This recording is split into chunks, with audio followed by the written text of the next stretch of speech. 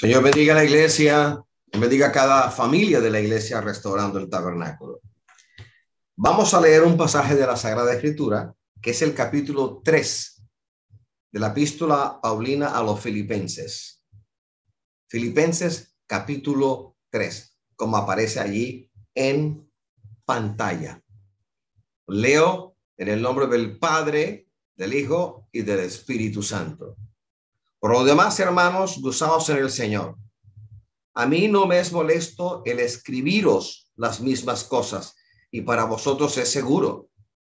Guardaos de los perros, guardaos de los malos obreros, guardaos de los mutiladores del cuerpo, porque nosotros somos la circuncisión, los que en espíritu servimos a Dios y nos gloriamos en Cristo Jesús, no teniendo confianza en la carne, aunque yo tengo también de qué confiar en la carne. Si alguno piensa que tiene de qué confiar en la carne, yo más, circuncidado el 8º día, del linaje de Israel, de la tribu de Benjamín, hebreo de hebreos, en cuanto a la ley, fariseo, en cuanto a celo, perseguidor de la iglesia, en cuanto a la justicia que es en la ley, irreprensible.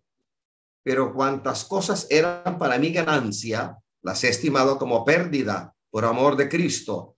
Y ciertamente aún estimo todas las cosas como pérdida por la excelencia del conocimiento de Cristo Jesús, mi Señor, por amor del cual lo he perdido todo y lo tengo por basura para ganar a Cristo y ser hallado en él, no teniendo mi propia justicia, que es por la ley, sino que es por la fe de Cristo, la justicia que es de Dios por la fe, a fin de conocerle y el poder de su resurrección y la participación de sus padecimientos, llegando a ser semejante a él en su muerte, si en alguna manera llegase la resurrección entre los muertos. No que lo haya alcanzado ya, ni que ya sea perfecto, sino que prosigo por ver si logro asir aquello por lo cual también fui asido por Cristo Jesús. Hermanos, yo mismo no pretendo haberlo ya alcanzado, pero una cosa hago, olvidando ciertamente lo que queda atrás y extendiéndome a lo que está delante, prosigo a la meta, al premio del supremo llamamiento de Dios en Cristo Jesús. Así que todos los que somos perfectos, esto mismo sintamos. Y si otra cosa sentís, esto también os lo revelará Dios. Pero en aquello a que hemos llegado, sigamos una misma regla, sintamos una misma cosa. Hermanos, sed imitadores de mí y mirad a los que así se conducen según el ejemplo que tenéis en nosotros. Porque por ahí andan muchos, de los cuales os dije muchas veces, y ahora lo digo llorando, que son enemigos de la cruz de Cristo, el fin de los cuales se da perdición, cuyo Dios es el vientre y cuya gloria es su vergüenza, que solo piensan en lo terrenal. Mas nuestra ciudadanía está en los cielos, de donde también esperamos al Salvador, al Señor Jesucristo, el cual transformará el cuerpo de la humillación nuestra para que sea semejante al cuerpo de la gloria suya, por el poder con el cual puede también sujetar a sí mismo todas las cosas. Le damos gloria al Padre, al Hijo y al Espíritu Santo de Dios.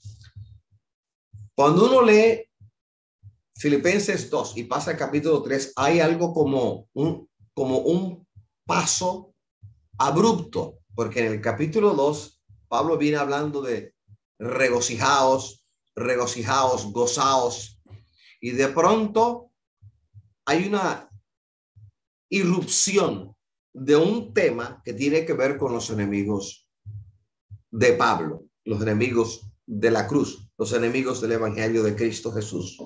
Pues bien, leyendo a muchos comentaristas de hace mucho tiempo, y no necesariamente en español, sino en inglés, leyéndolos y leyendo y estudiando la epístola de los Filipenses,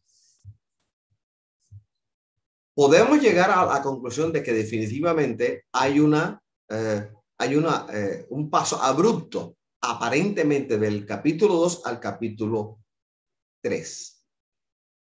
Los enemigos de la cruz, de los cuales habla Pablo, no necesariamente estaban presentes en Filipo, en la provincia de Macedonia. Sin embargo, Pablo, por el amor entrañable que en su corazón había hacia esta congregación, que de una u otra manera lo sostuvo y le ayudó, siendo una iglesia muy pobre, Pablo les habla como si estos enemigos estuvieran presentes. Les hace una advertencia de aquellos que andan por allí, como dice la palabra. Dice, porque por allí andan muchos, de los cuales os dije muchas veces, y aún ahora lo digo llorando, que son enemigos de la cruz de Cristo. Entonces, este paso aparentemente abrupto nos trae una lección.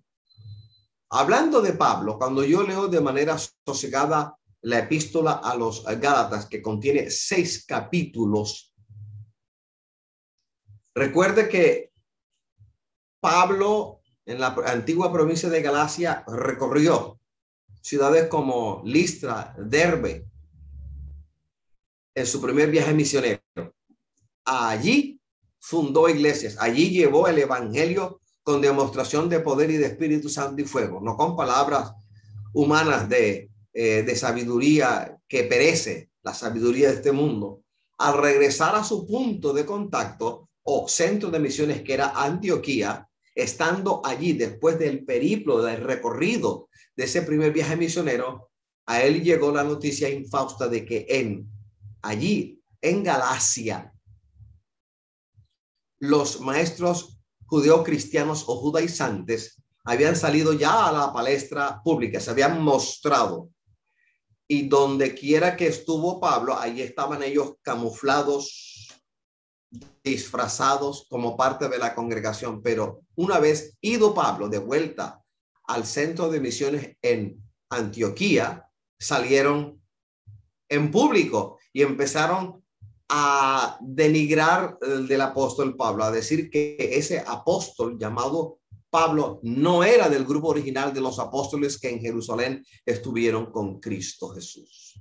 Empezaron a decirle que a los hermanos convertidos en estas ciudades como Listra y Derbe, que Pablo no tenía esa autoridad y que el evangelio que él predicaba, el evangelio de la gracia, iba a llevar a cada uno de ellos a una vida sin freno, una vida desenfrenada. Hubo ataques personales contra Pablo, los hubo.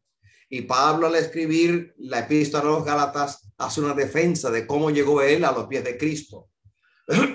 Por eso en la epístola a los Gálatas hay un tono que va de extremo en extremo, un tono muy tierno, pero a la vez un tono bastante mordaz, bastante sarcástico, porque Pablo usa el sarcasmo aún para llamar la atención a estos hermanos con el propósito de levantarles, de despertarles. Los maestros judaizantes eran enconados enemigos de Pablo. Ellos esgrimían una bandera, porque al hablar mal del evangelio que Pablo predicaba, al hablar mal y atacar la autoridad apostólica de Pablo, ellos les enseñaban que para evitar una persecución feroz por parte de los fariseos y otros grupos, les enseñaban a los que Pablo ya había enseñado que por lo menos se circuncidasen para que de esta manera volvieran una vez más al judaísmo. Esa era la bandera y esa era el premio de ellos, de lograr que los cristianos evangélicos se volvieran de la cruz de Cristo al rudimento judío del ritual de la circuncisión. Por eso en algunos textos a esta secta de maestros judaizantes se les llama la secta de la circuncisión, porque el punto de la circuncisión era el punto que más enfatizaba, sobre el cual hacían más hincapié en su despropósito de hacer que los que nacieron de nuevo en Cristo Jesús se volviesen al rudimento del judaísmo. Estos enemigos eran como una rémora. Doquiera iba Pablo, ellos iban atrás. Al comienzo no lo enfrentaban, no salían a la luz pública, sino que de manera soterrada, de manera secreta, misteriosa, se quedaban en medio de la congregación en la cual estaba el apóstol Pablo enseñando. Y cuando Pablo partía a otro punto misionero, entonces y solo entonces salían a denostar, a hablar tan mal de la autoridad apostólica en Pablo. Alabado sea el Señor. Y Pablo tuvo esos enemigos. Ahora bien, cuando yo leo el capítulo 3 del libro de Filipenses, pues yo no puedo concluir que los enemigos estos de los cuales habla Pablo ya se encontraban en medio de los filipenses personalmente, y esto no es una conclusión porque no tenemos la evidencia.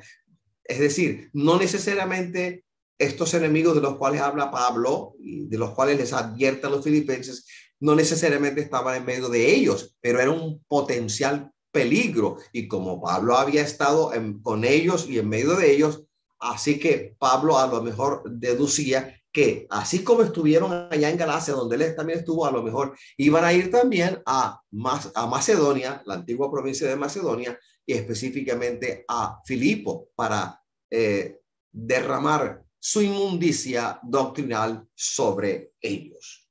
Habiendo dicho esto, vamos al punto número 1 de nuestra enseñanza. Sigamos hablando entonces. La primera exhortación. Exhortación a la comunión constante con Cristo. Por lo demás, hermanos, gozaos en el Señor. Gozaos en el Señor. A mí no me es molesto el escribiros las mismas cosas, y para vosotros es seguro, pero enfatizo, por lo demás, hermanos, gozaos en el Señor. Filipenses 3:1. Pablo llama a los filipenses hermanos, es decir, no usa su autoridad apostólica y desde la cual él no habla a los filipenses, sino que se dirige a ellos, no asumiendo ninguna superioridad por su apostolado. No lo hace, sino como un hermano más se presenta y le escribe a ellos. Su exhortación entonces se basa en la relación estrecha existente entre los creyentes en Filipo, antigua provincia de Macedonia. No escribe desde la aparente superioridad apostólica que en él estaba, sino que sencillamente se les presenta como un hermano más. Pablo dice, gozaos. Eso es imperativo, presente, voz activa. Aquí, ¿cómo podríamos entender, traducir, comprender ese gozaos? Algo así como, sigue gozándote, gózate continuamente. Pues bien, este gozo llamado a ser continuo y constante se produce solamente, exclusivamente cuando el cristiano, quien quiera que sea, mantiene una coinonía, una comunión también continua y constante con el Señor. El gozo a nosotros, del cual habla Pablo, no nos va a llegar, no nos llega solamente cuando estamos alegres. A veces confundimos el gozo del cual habla Pablo, gozo de Gálatas 5:22, gozo que es una virtud del fruto del Espíritu Santo, con la alegría que que produce en nosotros una buena noticia, con la alegría, con el regocijo que produce el hecho de que alguien en la casa nuestra a la que pertenecemos pase por una experiencia agradable. Y este gozo va más allá y trasciende las alegrías que pueden deparar la vida nuestra en nuestro entorno, en nuestra casa, en donde quiera que estemos. Va más allá de lo que llamamos alegría. Este gozo es virtud del fruto del Espíritu Santo del Dios Todopoderoso. Alabado sea Jesucristo el Señor. Voy a leer Gálatas 5:22. Mas el fruto del Espíritu es amor, gozo, paz, paciencia, benignidad, bondad, fe, mansedumbre, templanza. Contra tales cosas no hay ley. Aparece dice, el fruto del Espíritu es amor, gozo, paz. El domingo anterior tocamos brevemente este aspecto de la palabra del Señor. Son 9 virtudes y de una manera profunda entendemos que las primeras 3, amor, gozo, paz, nos sobrevienen ipso facto cuando aceptamos a Cristo Jesús, Señor nuestro, y cuando el Espíritu Santo ha hecho la obra de regeneración en nuestro espíritu. Cuando el Espíritu Santo, el Paracletos, el Consolador, empieza a vivir en nosotros, Él ya ha hecho una labor de limpieza, de regeneración en el corazón, y desde allí algo es impartido a nuestra vida, que es el fruto del Espíritu Santo. Aquí aparece en tercer lugar el amor, el gozo y la paz nos sobreviene de manera inmediata cuando el Espíritu Santo empieza a reinar en nuestro espíritu humano regenerado. Luego viene la paciencia, la benignidad y la bondad, que tienen que ver con la relación nuestra en esta vida, en esta tierra, con el prójimo.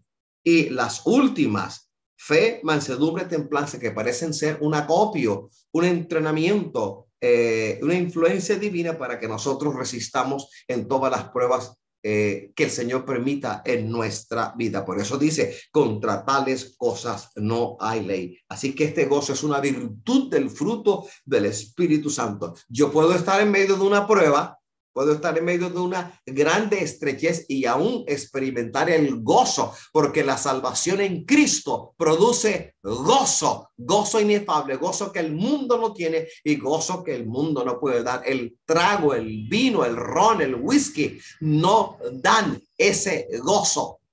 La actividad sexual descaradamente pecaminosa, fuera del parámetro divino, no da ese gozo. El pecado en general no da ese gozo.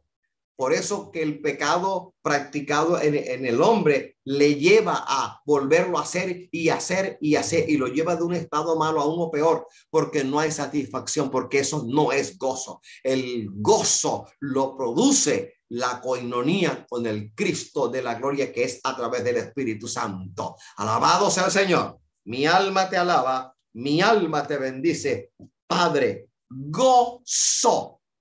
Cuando Pablo dice gozar, está recordándole a los hermanos filipenses y a nosotros de paso que tenemos una coinonía, que hemos nacido de nuevo, que en nosotros hay una gran actividad espiritual generada, propiciada por el poder del Espíritu Santo. Entonces, independientemente de cómo nos sintamos, el gozo, que es virtud del fruto del Espíritu Santo, estará siempre en nosotros. Alabado sea el Señor. Por eso cuando uno le pregunta a un hermano que uno sabe que está en gran dificultad, hermano, ¿cómo está? Y dice, en bendición, no está mintiendo, no miente. Ay, pero el hermano, ¿cómo va a decir que está en bendición si tiene deuda, si tiene dificultades? Pues esas dificultades y esas deudas son pasajeras. Y llegará el momento en el cual la mano del Señor se extenderá y lo tocará y abrirá puertas y todo será consumado. Pero el gozo es a perpetuidad, porque la salvación en Cristo produce una satisfacción tan profunda. La Biblia lo llama el gozo de la salvación. Alabado sea el Señor. Vamos a dar un ejemplo. El rey David pecó groseramente. Le echó el ojo a una que no era su mujer, que no era su esposa, Betsabé, por estar perezoso. Era el tiempo en el cual los reyes iban a la guerra y él era guerrero y se quedó en palacio.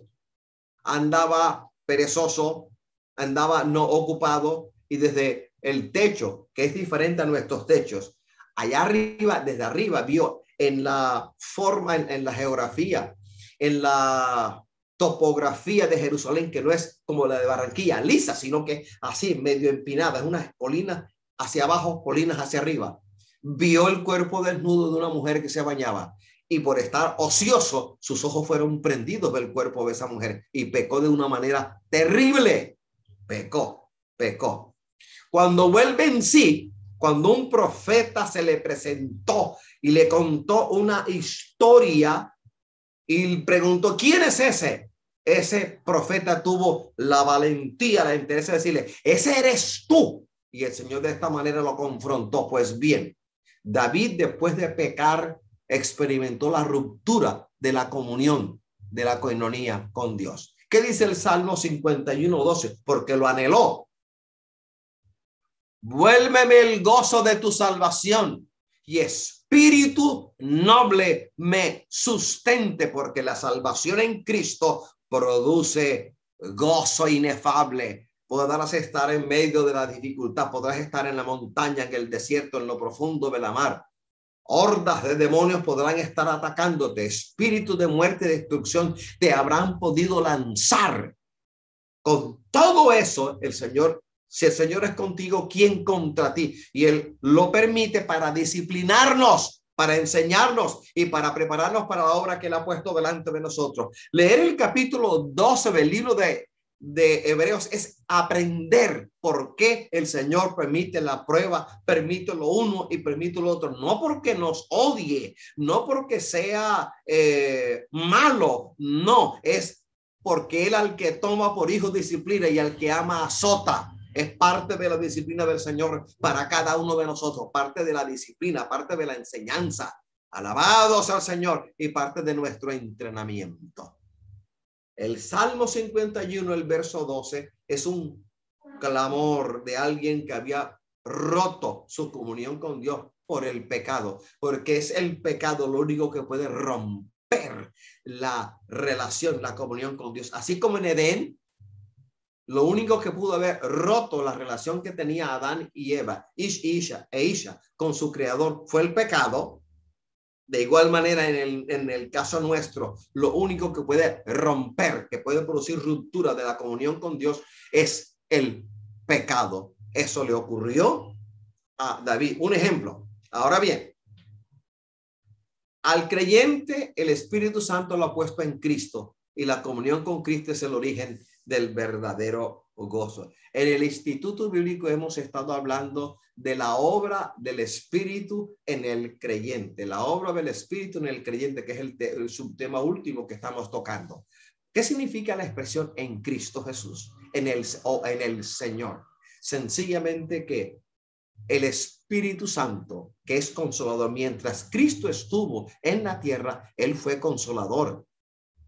Una vez que partió, después de su resurrección, a la diestra del poder de Dios, Él promete en el Evangelio según San Juan que no nos iba a dejar en abandono, huérfanos, que le enviaría al otro consolador, cosa que ocurrió. La promesa de el otro consolador está en el capítulo 1 del libro de Hechos. En el capítulo 2 se da el hecho histórico del derramamiento del poder del Espíritu Santo sobre los 120 reunidos en el aposento alto. Allí históricamente encontramos, alabados al Señor, el derramamiento del Espíritu Santo, y desde entonces Él es consolador. El Espíritu Santo es nuestro consolador. El Espíritu Santo hace una labor en el creyente increíblemente profunda, perenne.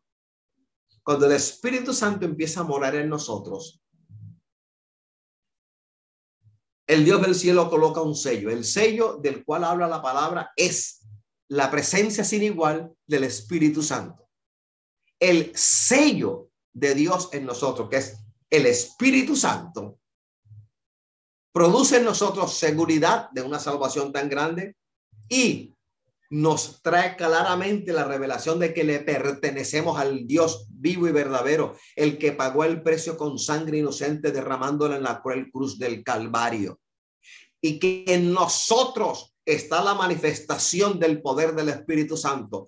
Pablo llama las arras del Espíritu un anticipo de la presencia de la gloria de Jehová en cada uno de nosotros. Así que en el Señor, en Cristo, nosotros los creyentes somos más que vencedores. Y esta comunión la empieza el Espíritu Santo. Cuando nacemos de nuevo, cuando el Espíritu Santo nos constriñe, nos arrincona, nos enseña lo que somos nosotros en el mundo y nos enseña lo que vamos a hacer en Cristo Jesús. Cuando nos convence de pecado y nos hace nacer de nuevo, alabado Cristo Jesús para siempre, empieza la comunión nuestra con el Señor. Y esta comunión, ninguna fuerza satánica, ninguna fuerza del mal, ningún mal deseo humano la podrá arrancar. Lo único que hace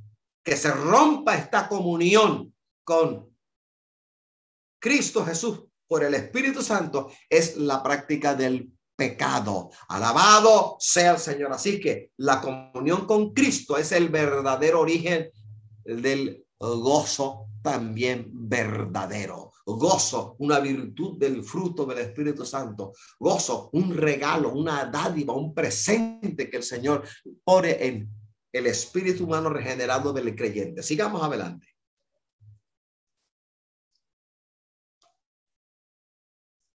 Gracias, mi rey.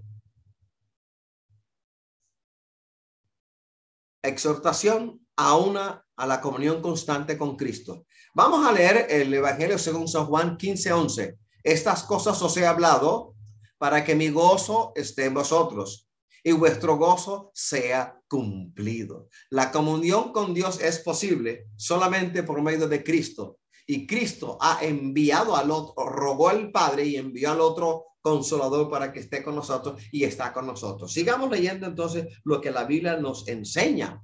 Primera de Juan 1, los primeros 4 versículos. Lo que era desde el principio, lo que hemos oído, lo que hemos visto con nuestros ojos, lo que hemos contemplado y palparon nuestras manos tocante al verbo de la vida, porque la vida fue manifestada y lo hemos visto y testificamos y os anunciamos la vida eterna, la cual estaba con el Padre y se nos manifestó. Lo que hemos visto y oído, esto os anunciamos, para que también vosotros tengáis comunión con nosotros. Y nuestra comunión verdaderamente es con el Padre y con su Hijo Jesucristo. Estas cosas os escribimos para que vuestro gozo sea cumplido. ¿Cómo voy a tener gozo yo si estoy separado del Señor? La fuente de mi gozo se llama Cristo Jesús.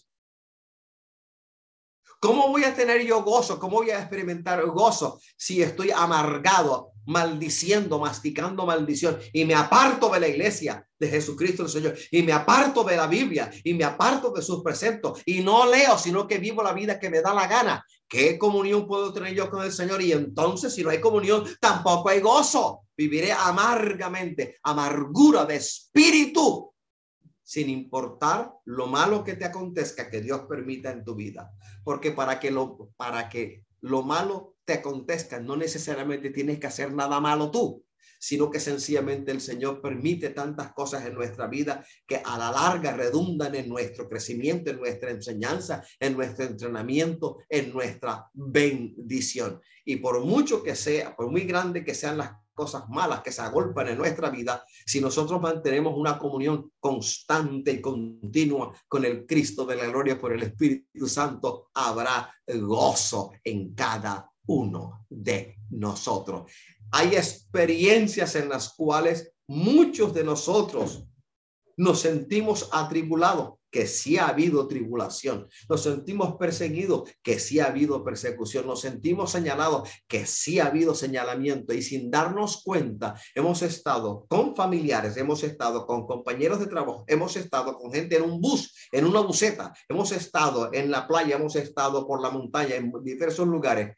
Y el gozo de la salvación en nosotros es tan real que el Espíritu Santo hace una labor invisible que a veces nos permite saber lo que Él está haciendo. Normalmente no lo hace. Y esa labor la hace a través de nosotros, instrumentos de justicia hacia otras vidas. Una mujer, un hombre, una familia, un padre, una madre, un hijo, una hija. Te observan, me observan. Y de manera sencilla dicen: ojalá yo tuviera lo que está en ella, ojalá yo tuviera lo que en él hay. Qué labor tan grande, porque el gozo, que es virtud del fruto del Espíritu Santo, Gálatas 5:22, no depende de las circunstancias que te rodeen, depende del hecho de que usted nació de nuevo, de que usted es templo del Espíritu Santo y que a través de ti fluye la majestad de Dios por el Espíritu Santo. Shatsai Kianso, Eleyeleme, Alama Llama, Sukeleyetsa, Elerra y Ansoa. Gracias, Padre. Alabado sea el Señor. Sigamos al punto número 2 entonces. En el versículo 2, leo Filipenses 3:2, guardaos de los perros, guardaos de los malos obreros, guardaos de los mutiladores del cuerpo. La versión Reina Varela traduce guardaos de los mutiladores del cuerpo, pero en varios manuscritos en griego antiguos, del cual se han valido muchas traducciones, no se traduce así, no se traduce como guardado de los mutiladores del cuerpo, sencillamente se dice guardado de la mutilación del cuerpo. Guardaos, es imperativo, modo imperativo, voz activa. Aquí guardaos significa ojo, ten cuidado, mira con atención, observa, observa. Aquí los filipenses reciben la exhortación paulina de estar mirando, de estar velando a fin de no ser sorprendidos por el acechante peligro. Pablo dice 3 veces guardaos, que equivale a decir, repito, ojo, 3 veces. Hablando en costeñol, Pablo, si estuviera con nosotros, diría, ojo, ojo, ojo. La primera exhortación va con los perros, guardaos de los perros. Sabemos que el perro era considerado como animal inmundo por los judíos, ya que el perro comía animales muertos, comía carroña, carne humana y sangre. ¿Qué dice Éxodo 22:31? Y me seréis varones santos, no comeréis carne destrozada por las fieras en el campo, a los perros la echaréis. Primera de Reyes 14:11. El que muera de los de Jeroboam en la ciudad, lo comerán los perros, y el que muera en el campo lo comerán las aves del cielo, porque Jehová lo ha dicho. Primera de Reyes 22:38. Y lavaron el carro en el estanque de Samaria, y los perros lamieron su sangre, y también las rameras se lavaban allí, conforme a la palabra que Jehová había hablado. Mira bien, hay otro punto. El Señor compara a los gentiles con perros, dice perrillos. Por ejemplo, Mateo 15:26. El diálogo con la mujer serofenicia o cananea no era judía. Su hija estaba en gran tormento, estaba mal, y vino a ella y sostuvo un diálogo con el Señor. Un diálogo en el cual el Señor le aclaró su misión que el Padre le encomendó. Fue enviado solo a las ovejas perdidas de la casa de Israel. Respondiendo, él dijo, no está bien tomar el pan de los hijos y echarlo a los perrillos. Aquí perrillos es el diminutivo de perros. En el mundo judío, en los tiempos de Jesús, los samaritanos eran referidos, tratados y llamados perros por los judíos. Ciertamente es una misma nación, 12 tribus. La nación de Israel fue nación única, unida, lo que los judíos llaman el periodo de oro de Israel, bajo Saúl, bajo David, bajo Salomón, 120 años de monarquía unida. En uno de los hijos de Salomón se dividió el reino, del norte, del sur. En otras palabras, Israel, capital Samaria, con 10 tribus. Y Judea o Judá con 2 tribus, la tribu de Judá y la de Benjamín, la más pequeña. Después de la división, el tiempo transcurrió y el Señor permitió una lección terrible incrustada en la historia secular y en la historia bíblica. A su propio pueblo, a Israel, capital Samaria, le permitió que Asiria, capital Nínive, los llevara en exilio. Los asirios tenían más allá del río Éufrates, dos provincias grandes a las cuales llevaban todos aquellos que tomaban presos exiliados. El propósito era hacerles perder su identidad nacional, hacerles hablar un idioma que no era el de ellos, hacerles comer un alimento al cual no estaban acostumbrados y que se mezclasen en matrimonios o no matrimonios con otras tribus, con otras etnias, con otras comunidades. Primero, el éxodo de Samaria, luego unos 130 años después, el éxodo de Judea. El tiempo transcurrió y cuando empezaron a volver, después del éxodo, Judá, entendemos que los judíos que quisieron regresar, porque no todos los judíos regresaron, muchos se quedaron. Los que regresaron con una exhortación a través de Esdras, a través de los líderes. Romper los matrimonios con extranjeros. Rompieron los matrimonios con los extranjeros. Así de grave era el asunto. Ellos no se mezclaron. Ellos volvieron. Pero supieron que sus hermanos del norte, Samaria, la capital de Israel, el reino del norte, sí se mezclaron. Por eso en los tiempos de Jesús, los judíos llamaban a sus hermanos del norte perros. Hay un pasaje en la Sagrada Escritura, la mujer samaritana. Jesús hizo incursión en territorio samaritano mientras los demás iban a comprar cosas. Y cuando regresaron, lo vieron hablando en territorio judío, en territorio samaritano, con una samaritana. ¡Qué escándalo para ellos! La misma samaritana en el diálogo con Jesús no le dijo, ¿no sabes tú que no les es lícito a los judíos hablar con los samaritanos? Porque así se les denominaba por parte de los judíos. Sigamos al blanco. Paseamos la hoja.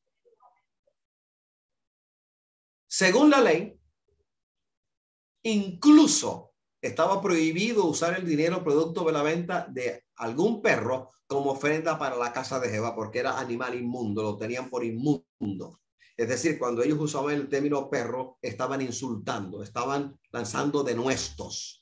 ¿Qué dice Deuteronomio 23:18? No exigirás de tu hermano interés de dinero, ni interés de comestibles, ni de cosa alguna de que se suele exigir interés. Así que estaba prohibido hacerlo.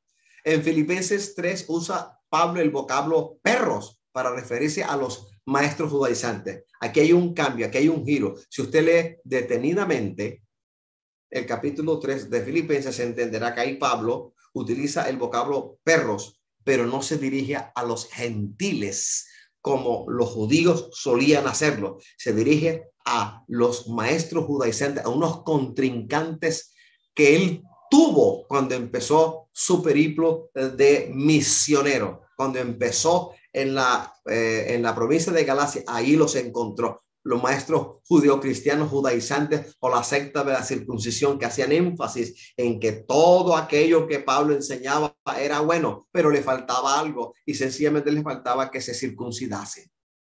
Pablo, contrariamente, nos enseña a través del Espíritu Santo la salvación como una dádiva del cielo, como un regalo de Dios. Vamos a leer lo que dice la palabra. Efesios 2, versículos 8 y 9. Porque por gracia sois salvos por medio de la fe. Esto significa, la salvación en Cristo es un regalo. Es un regalo, una dádiva. Porque por gracia sois salvos por medio de la fe. Y esto no de vosotros, pues es don de Dios. No por obras, para que nadie se gloríe. Por un lado, Pablo enseñándonos el evangelio.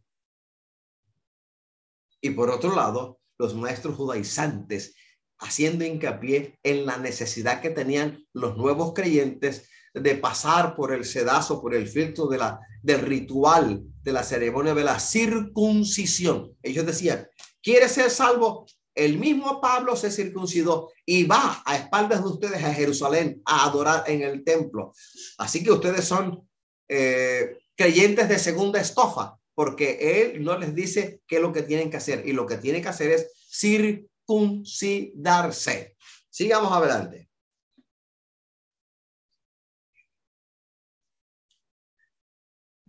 Alabado sea el Señor. Guardaos de los perros.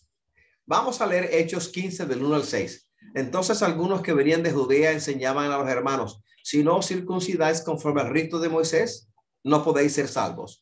Como Pablo y Bernabé tuviesen una discusión y contienda no pequeña con ellos, se dispuso que subiesen Pablo y Bernabé a Jerusalén, y algunos otros de ellos a los apóstoles, a los ancianos, para tratar esta cuestión. Ellos, pues, habiendo sido encaminados por la iglesia, pasaron por Fenicia y Samaria, contando la conversión de los gentiles, y causaban gran gozo a todos los hermanos. Y llegados a Jerusalén, fueron recibidos por la iglesia y los apóstoles y los ancianos, y refirieron todas las cosas que Dios había hecho con ellos. Pero algunos de la secta de los fariseos que habían creído se levantaron diciendo: es necesario circuncidarlos y mandarlos que guarden la ley de Moisés. Y se reunieron los apóstoles y los ancianos para conocer este asunto. El resto está en el capítulo 15 de los Hechos. El tema del capítulo 15 es el concilio de Jerusalén. Se debatió y ellos concluyeron: nos ha parecido bien a nosotros y al Espíritu Santo no imponer a los gentiles ninguna carga diferente a abstenerse de pecado, abstenerse de fornicación, de animal ahogado. Mira que en el mundillo judío de los tiempos de Pablo, los judíos de rancia prosapia llamaban perros a los samaritanos en los tiempos de Jesús. Este es el primer guardaos que nos dirige Pablo: a los perros. Sigamos adelante. El segundo guardado o la segunda advertencia es dirigida a los malos obreros.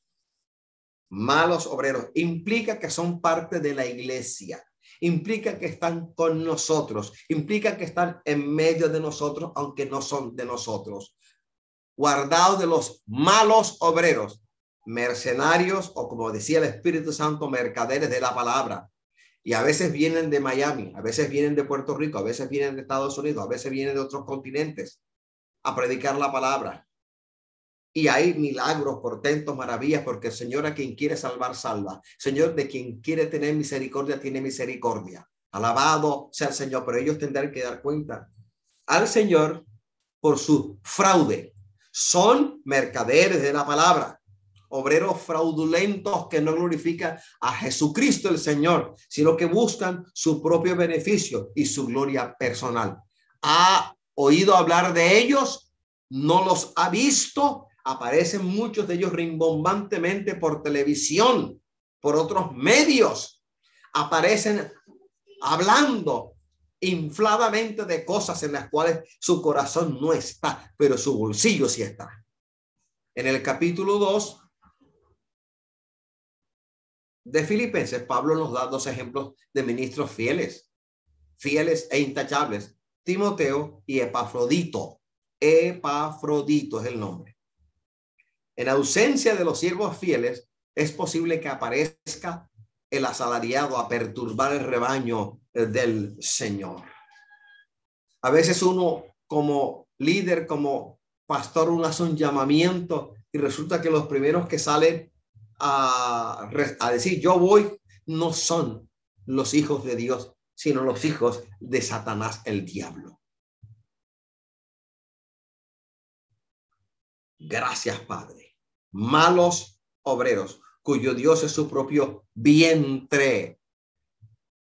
Hablan del Señor, pero no son del Señor. Usan el evangelio, pero no creen en el evangelio. Hablan de la cruz de Cristo, pero son enemigos a ultranza de la cruz de Cristo. La tercera prevención, el tercer guardaos, va dirigido a la mutilación del cuerpo, o como dice Reina Valera, a los mutiladores del cuerpo. Hagamos una nota acerca de la circuncisión. La circuncisión fue impuesta por Dios a Abraham. Fue señal que Dios le dio a Abraham como demostración del pacto que había hecho con él. Así como con Noé, el Señor hizo nacer, hizo crear, generar el arco iris como señal del pacto que hacía con Noé de no volver a destruir la tierra con inundación de aguas. Con Este hombre llamado Abraham, el Señor hizo lo mismo, dio una señal. Así que la circuncisión era una señal. Abraham se circuncidó ya siendo mayor. Una cirugía menor consistente en quitar el prepucio del miembro viril. Vamos a Génesis 17 del 9 al 2, a ver qué nos enseña o qué nos recuerda la palabra. Dijo de nuevo Dios a Abraham: en cuanto a ti guardarás mi pacto, tú y tu descendencia después de ti por sus generaciones. Este es mi pacto que guardaréis entre mí y vosotros y tu descendencia después de ti. Será circuncidado todo varón de entre vosotros. Circuncidaréis pues la carne de vuestro prepucio y será por señal del pacto entre mí y vosotros. Y de edad de 8 días será circuncidado todo varón entre vosotros por vuestras generaciones. El nacido en casa, el comprado por dinero a cualquier extranjero que no fuere de tu linaje. El tiempo pasó y la circuncisión, ya en los tiempos de Jesús, perdió su sentido. La lección con la cual él dio esta señal, el Padre, esta señal a Abraham, se perdió y no quedó sino fue el ritual, la mera ceremonia, el mero ritual, pero la enseñanza de la promesa de Dios a Abraham y su cumplimiento pronto se olvidó. Sigamos adelante, prosigamos al blanco.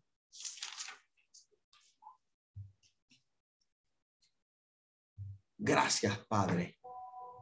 La prevención contra los mutiladores del cuerpo. Este ritual de la circuncisión fue incorporado en Levítico 12:13 y vamos a leerlo. Y al 8º día se circuncidará al niño.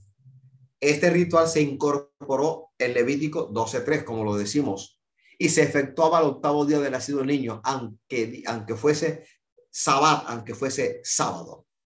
¿Qué dice Juan 7 del 22 al 23? Por cierto, Moisés os dio la circuncisión, no porque sea de Moisés, sino de los padres, y en el día de reposo circuncidáis al hombre.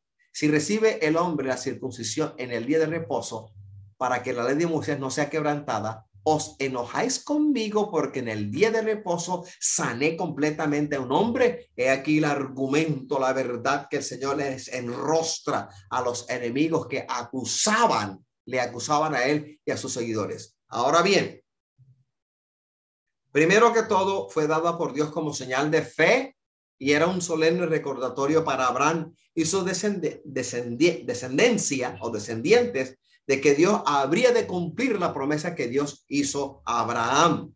La circuncisión nunca constituye ni evidencia ni condición de la salvación del alma del hombre.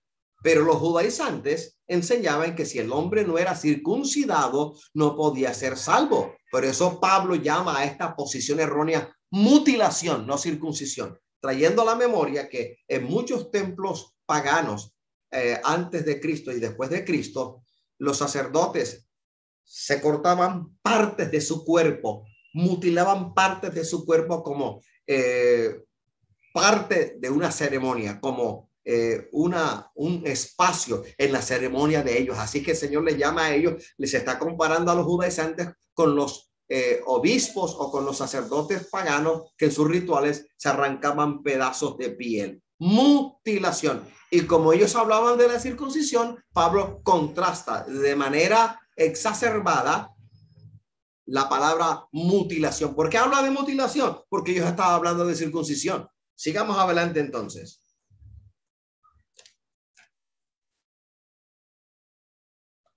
La prevención contra los mutiladores del cuerpo.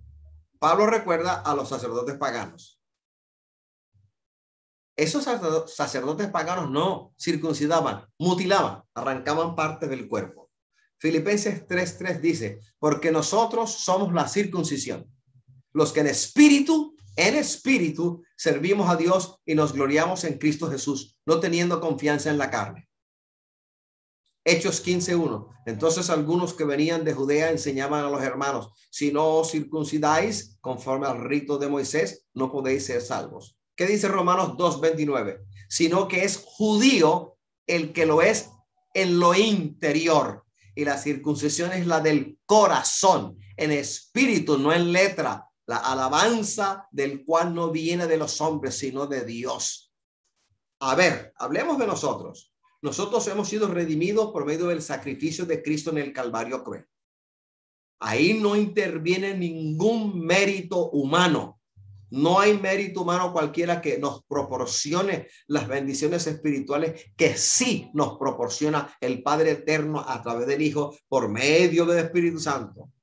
Por eso Pablo dice, no teniendo confianza en la carne, que es el ser judío o el ser colombiano, el ser hermano del pastor, el ser hijo del pastor, el ser hija del pastor. Eso no va, eso no va. Eso no va. Hay un ejemplo y es el de Esaú, quien era ajeno a la realidad espiritual. No le interesaba. Como hebreo, él sabía la importancia que los antiguos, que los antecesores y que en su tiempo la importancia que se le daba, que se le concedía a los primogénitos. Él lo sabía, pero no le importó, porque era un hombre que vivía de la necesidad de satisfacer sus necesidades comunes y corrientes. Cambiar la primogenitura era un privilegio inmenso que vino de Dios para los hombres y lo cambió por un simple plato de lentejas. Y hay quienes cambian en nuestros tiempos su primogenitura en Cristo Jesús por una invitación a un restaurante, por una invitación a predicar en una iglesia con una ofrenda de 1 millón o 1,5 millones de pesos. La cambian por la posibilidad de ir a Miami a predicar en ciertas iglesias de ese lugar. La cambian. Y nosotros no podemos cambiar lo que hemos recibido de Dios por el Espíritu Santo. Esa es nuestra primogenitura, nuestra comunión en el Señor, con el Señor. Gracias, mi rey. Sigamos adelante entonces. Sigamos. Vamos a quedarnos con la palabra perro. Kuon. K-U-O-N. Se usa en 2 sentidos. En la Biblia, en sentido natural y en sentido metafórico. En sentido natural, Mateo 7:6, no deis lo santo a los perros. Mira esto. No deis lo santo a los perros, ni echéis vuestras perlas delante de los cerdos, no sea que las pisoteen y se vuelvan y os despedacen. Cuón se usa en Lucas 16:21, y ansiaba saciarse de las migajas que caían de la mesa del rico, y aun los perros venían y le lamían las llagas. Segunda de Pedro 2:22, otro uso de cuón natural. Pero les ha acontecido lo del verdadero proverbio: el perro vuelve a su vómito y la puerca lavada a revolcarse en el cielo. El sustantivo cuón tiene un uso metafórico. Vamos a Filipenses 3:2, guardaos de los perros. Aquí perros no se refiere a los canes, no, se refiere a los maestros judaizantes. De manera específica en esta cita, Pablo se refiere a los maestros judaizantes, no a los gentiles en general. Guardado de los perros, guardado de los malos obreros, guardado de los mutiladores del cuerpo. ¿Qué dice Apocalipsis 22:15? Mas los perros estarán fuera, y los hechiceros, los fornicarios, los homicidas, los idólatras y todo aquel que ama y hace mentira. Son aquellos impuros moralmente hablando que no podrán estar en la Nueva Jerusalén. Serán excluidos por su inmoralidad de la Nueva Jerusalén. Vea, hermano, también los judíos usaban el término perros para referirse a los gentiles ceremonialmente impuros que no podían participar como prosélitos del ritual judío. Hagamos una nota. Cunarion es el diminutivo de cuón y se usa como perrillo o como cachorro en Mateo 15:26-27 y en Marcos 7:27 y 28. Sigamos al blanco, prosigamos al blanco. Alabado sea el Señor. Hay una advertencia de peligro que Pablo originalmente les trae a los filipenses, siglo I de nuestra era cristiana, antigua provincia de Macedonia, en la ciudad de Filipo. Una iglesia económicamente pobre, pero una iglesia que estuvo dispuesta a ofrendar para los pobres en Jerusalén. Una iglesia materialmente pobre, pero que se agradaba de ofrendar para la manutención del apóstol Pablo. A esta iglesia le llegó este mensaje, una advertencia triple: guardaos, guardaos, guardaos. ¿De quiénes? De los perros. ¿De quiénes? De los malos obreros. ¿De quiénes? De la mutilación del cuerpo o de los mutiladores del cuerpo. Por extensión, a nosotros, la iglesia, el Cristo de la gloria, nos advierte que no seamos caídos del zarzo, que no seamos lentos, que no juzguemos a nadie que llegue cerca de nosotros, ni a la iglesia por su apariencia angelical, ni que juzguemos a nadie por lo que dice o por lo que hace o por la Biblia que carga o por las palabras lisonjeras que dice, sino que juzguemos con justo juicio. El hombre mira lo que tiene delante de sí, pero Jehová mira lo que está en el corazón del hombre. Por eso hay que pedir el consejo, la guía perfecta del Espíritu Santo para que nos revele qué hay en el corazón de cada cual. Él sí lo revela, Él lo muestra. Alabado sea el Señor. Samuel, llorando todavía por Saúl, porque el Señor lo había desechado, se le presentó a los hijos en Belén, a Isaí. Y cuando vio al más grande de ellos, al hijo mayor de Isaí, ¿qué dijo? De cierto, delante de Jehová estás ungido, porque estando en ese estado, lloriqueando por Saúl, juzgó al hijo mayor de Isaí por su estatura. Era tan grande como Saúl, lo juzgó por su porte gallardo. Y el Señor le tuvo que salir al paso a su siervo y decirle: no mires lo que está delante de ti. El hombre mira lo que está delante de sí, pero Jehová mira el corazón del hombre, que es la advertencia y la enseñanza para la iglesia. No juzguemos a ninguno, cristiano o no cristiano, por la apariencia, porque la apariencia es engañosa. Cuando los ojos se llenan de apariencia, juzgamos mal. Pensamos mal, decimos mal y hacemos peor. Hay tres grandes males, tres grandes enemigos, reitero. Porque por ahí andan muchos, de los cuales os dije muchas veces y aún lo digo llorando, que son enemigos de la cruz de Cristo. ¿De quién nos tenemos que guardar? De los perros. ¿De quién nos tenemos que guardar? De los malos obreros. ¿De quién nos tenemos que guardar? De los que mutilan el cuerpo de Cristo.